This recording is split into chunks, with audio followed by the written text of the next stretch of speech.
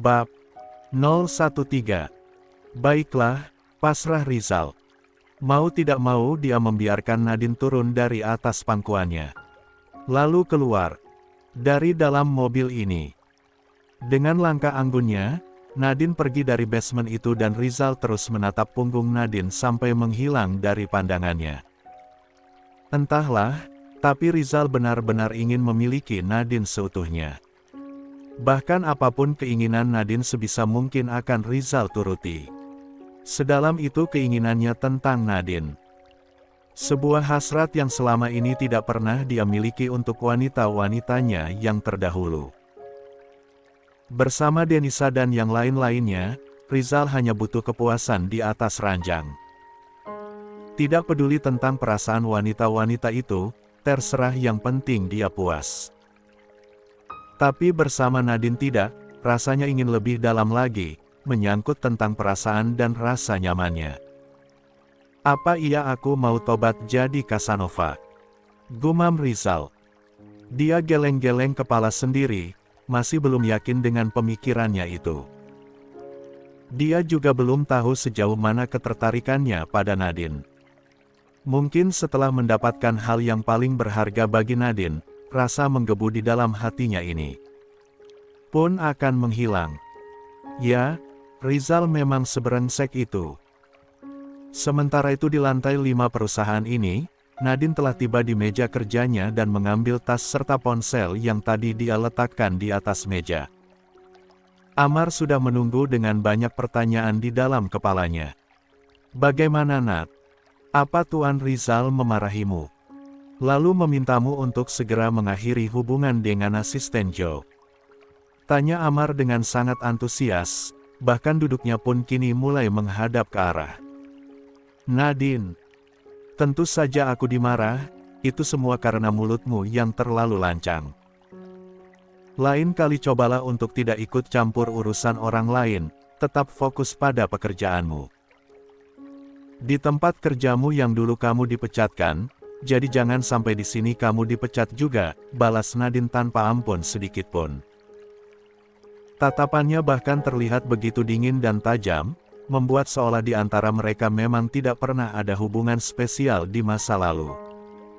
Saat ini mereka hanyalah dua orang asing. Amar tergugu. Siapa yang sangka jika Nadine akan memperlakukannya seperti ini? Padahal dia masih ingat dengan jelas dulu saat Nadine dia putuskan wanita ini menangis memohon untuk kembali. Dan Amar masih tak bisa berkata apa-apa sampai Nadine pergi meninggalkan dia. Di antara langkah kakinya yang turun dari gedung ini, Nadine terus menggerutu. Menyesalkan dan bodoh-bodoh dirinya sendiri, kenapa pula dulu dia pernah cinta pada pria seperti itu. Di basement perusahaan, Rizal tetap setia menunggu di dalam mobilnya.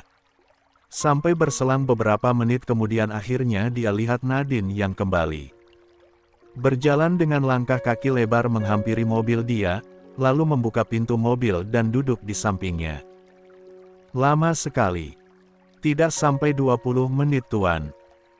20 menit untuk menunggu itu lama sekali Nat, harusnya kamu memberikan aku kompensasi. Nanti di apartemen aku pijat. Pijat plus. Nadine tertawa. Tawa yang tanpa Rizal sadari menular kepadanya.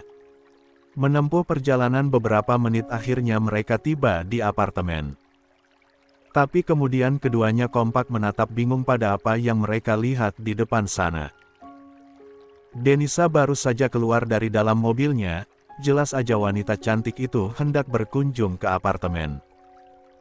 Baju Denisa yang seksi begitu indah membalut tubuhnya. Dan tidak mungkin kan tiba-tiba Denisa melihat jika Nadine pun datang ke apartemen ini, apalagi tanpa alasan yang jelas. Sesaat hanya ada hening di dalam mobil milik Rizal karena Nadine pun bingung mau bicara apa. Kenapa hanya diam saja? Ayo turun, ajak Rizal. Kedatangan Denisa baginya bukanlah alasan untuk membuat Nadine keluar dari apartemen. Dia selalu bisa mencari alasan yang masuk akal. Tapi Tuan, itu ada Nona Denisa. Lebih baik saya tunggu di sini saja. Gila, cepat turun, jangan sampai aku menarikmu keluar. Ah iya, jangan lupa untuk selalu mengawasi aku. Jangan sampai diam-diam di belakangmu aku meminum susu basi itu, balas Rizal, lengkap dengan senyumnya. Yang terlihat menyebalkan di mata Nadine. Gadis cantik itu pun mendengus kesal.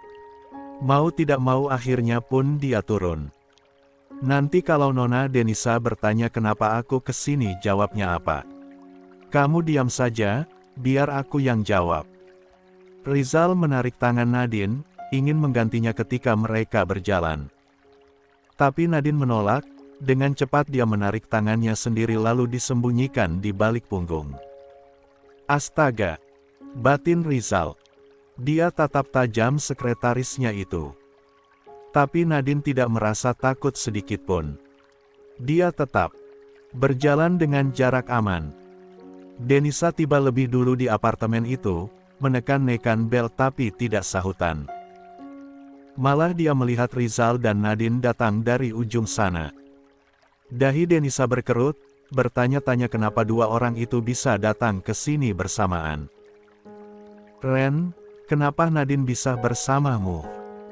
Tanya Denisa langsung, ketika dua orang itu sudah berdiri tepat di hadapannya. Dia mau ambil berkas yang tertinggal di apartemen. Oh, kukira kenapa? Denisa mulai tersenyum, hilang pula kerutan di dahinya. Dia bahkan langsung memeluk lengan Rizal. Sementara Nadine hanya menelan ludah dengan kasar, dia pun masih sangat meragukan sang bos. Apa? Benar Rizal bisa puasa selama 1 bulan tanpa susu? Ketika susu itu selalu bergelantungan di depan matanya. Nadine merinding sendiri, karena otaknya yang nakal mulai membayangkan yang tidak-tidak. Membayangkan Rizal yang langsung menyergap susu milik Nona Denisa. Mereka bertiga akhirnya masuk ke dalam apartemen itu. Ren, malam ini aku menginap di sini ya. Aku letakkan tas di kamar dulu. Denisa hendak langsung berjalan menuju kamarnya. Kamar yang kini sudah jadi tempatnya Nadine. Tidak, jangan pernah lagi menginap di apartemen ini. Kenapa? Kok gitu? Itu kan kamarku. Tidak perlu tanya kenapa, jangan lupa aku paling malas diatur-atur. Denisa sedih sekali mendengar itu, mereka memang kembali bersama, tapi Denisa merasa Rizal sudah berubah 180 derajat. Rizal bukan lagi kekasihnya yang dulu, kini pria itu sangat acuh dan tidak peduli kepadanya. Dokumennya ada di kamarku. Ayo diambil. Baik tuan. Balas Nadine, melihat sikap Rizal yang begitu acuh kepada Denisa membuat Nadine jadi merasa tidak enak hati sendiri. Sedikit banyak dia terlibat dalam hubungan kedua orang itu. Nadine dan Rizal masuk ke dalam kamar, sementara Denisa menunggu di ruang tengah, menyalakan televisi. Tuan, kenapa? Jangan jahat-jahat pada Nona Denisa, kasihan. Setelah ini aku akan memutuskan dia. Selama kita menikah, aku tidak akan menjalin hubungan dengan siapapun. Nadine murung. Antara kasihan dan bingung. Tapi apa? Entahlah. Balas Nadine bingung sendiri. Kenapa semuanya jadi rumit begini? Kenapa pula dia tadi meminta Rizal untuk tidak berhubungan dengan siapapun? Hubungan mereka saat ini hanya sementara, lalu kenapa harus saling mengikat? Nadine benar-benar bingung. Dia menyambar sembarang dokumen dan keluar lebih dulu dari sana. Nat, panggil Rizal tapi Nadine tidak mau dengar. Nona Denisa, saya permisi dulu, pamit Nadine. Lengkap dengan sebuah dokumen di tangannya. Dokumen yang hanya jadi alasan semata. Nadine bahkan tidak tahu apa isi berkas itu. Rizal menyusul dan melihat Nadine yang pamit. Baiklah, hati-hati di jalan ya Nat. Terima kasih Nona. Tunggu dulu, ini ada uang untukmu, gunakanlah untuk naik taksi. Denisa mengulurkan beberapa lembar uang. Nadine menatapnya dengan nanar, sementara Rizal merasa sakit hatinya melihat itu. Dia sangat berharap Nadine akan menolaknya. Tapi ternyata tidak, Nadine malah menerima uang itu. "Terima kasih Nona," jawabnya dengan bibir yang tersenyum lebar. Rizal mengepalkan tangannya kuat. Sementara Nadine segera pergi dari sana. "Nat, Ren, kenapa kamu panggil Nadine? Dia kan mau pulang." Nadine sudah keluar dari apartemen itu. Rizal berniat mengejarnya tapi Denisa menghalangi. "Lepas tanganmu. Kamu mau apa sih?" menyusul Nadine. "Iya. Kenapa?" Denisa menatap nanar. "Dokumen yang dia bawa salah." Astaga. Denisa refleks melepas genggamannya pada lengan Rizal, membuat pria itu segera berlari meninggalkan dia. Menuju lift, tapi lift itu sudah berjalan turun. Rizal terpaksa berlari melalui tangga darurat. Langkah kakinya yang tergesa menciptakan suara bising di sepanjang tangga darurat itu.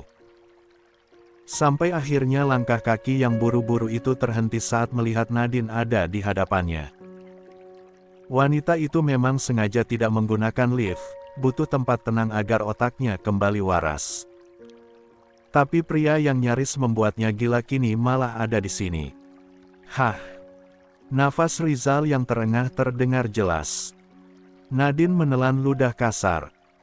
Rizal mengikis jarak hingga membuat Nadine menabrak dinding, terkunci oleh dua lengan Rizal yang kekar. Membuatnya tak berkutik. "Tuan, jangan begini, lalu bagaimana?" "Minggir." Mulut seketika bungkam, penuh oleh lidah Rizal yang menelusup masuk. Berontak hanya percuma karena membuat nafasnya cepat habis, jadi Nadine hanya bisa pasrah, membalas ciuman itu agar tidak terlalu kasar menyesapnya. Dari ciuman ini Nadine tahu jika Rizal sedang marah. Entahlah, karena Nadine pun bingung dengan perasaannya sendiri. Lenguh Nadine saat Rizal menciumnya semakin dalam. Sudah 15 menit Rizal pergi tapi pria itu tidak kembali juga. Denisa mulai cemas. "Ih, Rizal kemana sih? Kok malah aku ditinggal sendirian?" Gerutunya, berulang kali menghentakkan kaki ke lantai. Rizal tahu Nadine akan terus merasa bersalah seperti ini gara-gara Denisa. Jadi untuk tetap mempertahankan Nadine di sampingnya dia harus segera menyingkirkan wanita itu. Ya, Denisa harus pergi. "Malam ini menginaplah dulu di rumah mamamu, besok malam baru menginap lagi di apartemen.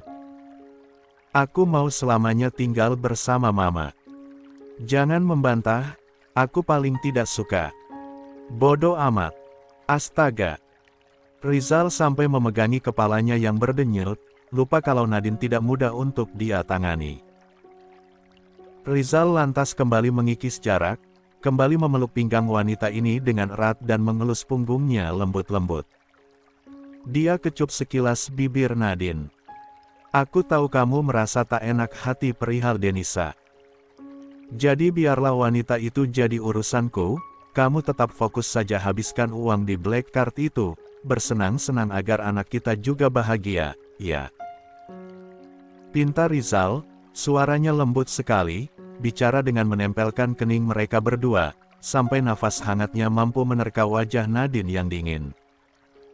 Dan mendengar kalimat panjang itu, Nadine pun mengangguk. Ucapan sang bos ada benarnya, terlalu dalam ikut campur urusan pribadi ya jadinya seperti ini, pusing sendiri. Lebih baik kembali ke posisi awal, bahwa mereka hanyalah nikah kontrak. Ada untung dan rugi. Terserah di sebelah Rizal ada siapa. "Aku akan pulang sendiri, Tuan kembalilah ke atas, Nona Denisa pasti sudah menunggu. Aku akan mengantarmu. Tapi Nona Denisa, biarkan saja dan berhenti memikirkan orang lain, fokus saja pada dirimu sendiri." Bibir Nadine mencebik, dia seperti sedang diajari caranya jadi egois. Dia diam saja saat Rizal menautkan jemari mereka dan menggandengnya untuk menuruni anak tangga. Terus seperti itu sampai Nadine merasa jantungnya berdegup. Tiba di lantai ketiga mereka keluar dari tangga darurat itu dan menggunakan lift untuk tiba di basement. Lalu masuk ke dalam mobil, Rizal biasa saja tapi Nadine berulang kali lihat ke sisi kiri dan kanan, takut tiba-tiba dipergok Denisa. Kamu kenapa? Tidak kenapa-kenapa kok, ayo cepat pergi. Balas Nadine. Rizal menatapnya intens dengan wajahnya yang terlihat datar. Nadine tahu ini juga tak mudah untuk sang tuan, Rizal bahkan selalu mengutamakan dia dibandingkan Nona Denisa. Kini gantian Nadine yang lebih dulu mengecup bibir pria itu. Ayo jalan, ajaknya dengan suara yang lebih lembut. Rizal mengangguk dengan patuh. Mobil mulai melaju meninggalkan area apartemen. Ada sesuatu yang ingin kamu beli. Beli makanan saja tuan. Aku telepon mama dulu bilang kalau mau pulang. Ketika mobil berhenti di sebuah restoran, Rizal lah yang turun untuk membeli makanan itu sementara Nadine tetap berada di dalam mobil. Diperlakukan seperti ini tentu saja Nadine merasa sangat bahagia. Dia benar-benar merasa telah disayang. Dengan membawa 2 kantong makanan Rizal pun kembali masuk dalam mobil itu, meletakkan 2 kantong makanan itu di kursi belakang. Sambelnya dipisah, nanti kamu jangan makan sambal banyak-banyak. Iya, tumben nurut. Nadine mencebik. Sementara Rizal malah tertawa pelan, kembali melajukan mobilnya untuk menuju rumah sang istri kontrak. Rumah Nadine memang cukup jauh, mereka butuh waktu 40 menit untuk tiba. Benar-benar seperti menuju pinggiran kota.